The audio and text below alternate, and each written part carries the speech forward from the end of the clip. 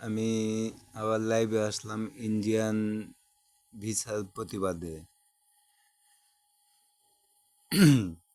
High commissioner, army, police, তারপরে ছাত্র বিরোধী, বৈষম্য বিরোধী ছাত্ররা, তারা সবাই কি করতেছে?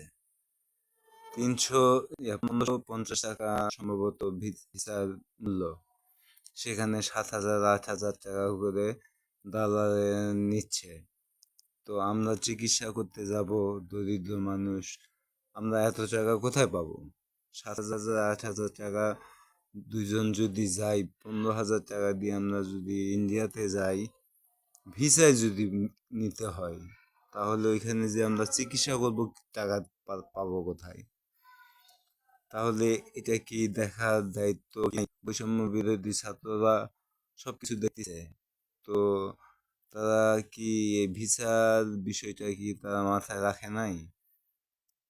আসলে হাই কমিশনারের কাছেও আমার অনুরোধ, আপনি একটু দেখেন, আমরা দরিদ্র, খুব দরিদ্র, এত টাকা দিয়ে আমাদের যাওয়া সম্ভব না। যে টাকা দিয়ে আমরা ভিসা করবো, সেটা দিয়ে হয়তো আমরা চিকিৎসা করে আসতে পারবো। তাই অবশ্যই আমাদের দিকে একটু খেয়াল রাখবেন, পুলিশ ভাই, আর্মি ভাই,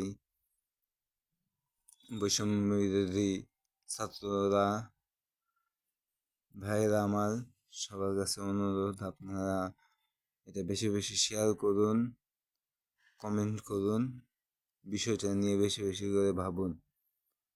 আসসালামু আলাইকুম।